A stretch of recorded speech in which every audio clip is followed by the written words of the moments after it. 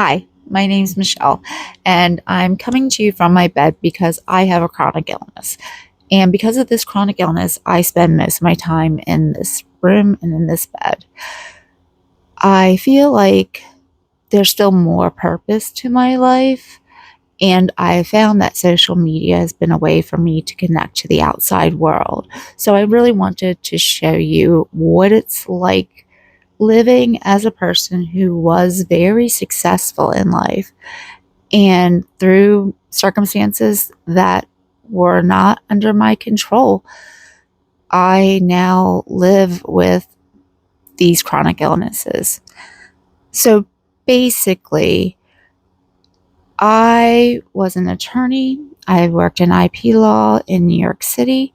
I was a dean of admissions at two startup law schools. I was a professor for a while. I worked against human trafficking and helped pass laws in multiple states. I was an author in that area. I did a lot. I traveled to 20 some countries, maybe more. And you'll see why in a minute why I have some odd mannerisms and some odd patterns of speech. And I keep glancing over at my notes. I had a hit and run accident many years ago, more than 10. After that accident, I basically left society. And for years, I tried to do my job and tried to do things the way I did before. And finally, it didn't work.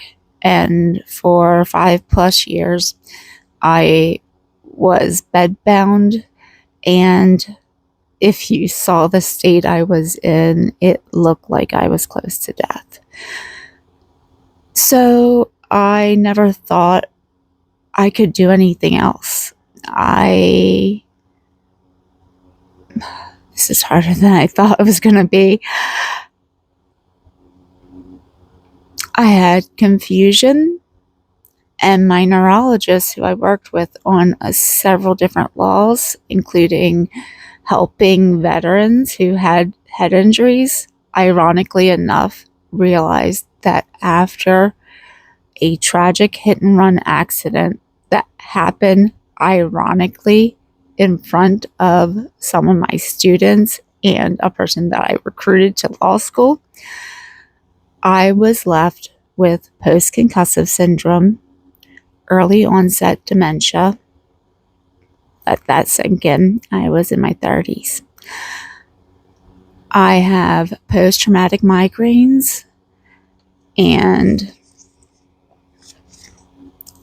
the kicker is I also have prosopagnosia. I didn't say that right. Face blindness is basically what it is, which means I don't even recognize my own face. You can imagine that's really difficult when you're making a video, when you're trying to get ready, just seeing the world. At one point, I didn't recognize my own daughter. I only recognize people that I see on a frequent basis. And because of all that, I shied away. I didn't go out. I didn't do things. But I still have opinions about the world. I still have opinions that I would normally talk to my colleagues about, friends. But I am held back by my physical limitations of these diseases. I have chronic, uncontrollable post-traumatic migraines and PTSD, and I'll get into that in a different video. But I still want to talk to the world. So I'm going to make videos, and I'm going to talk to you from anywhere from how to organize your house when you are in bed most of your life, how to organize your room and your space. I want to talk to you about films and pop culture, which is something I loved doing when I was a professor. I want to talk a little bit more about my passion, which was human trafficking and modern day slavery and why it's such a big deal. Now, I don't know how this is going to work because in person, how I got my thoughts across was I didn't use my voice as much. I was a very dynamic speaker. I would move around a lot. I used my hands a lot. I used facial expressions. And now, obviously, that isn't the way I can communicate. So I'm going to try to communicate in a way that makes sense and just take you along on the ride.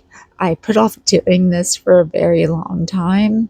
I blamed it on not being able to learn video editing skills.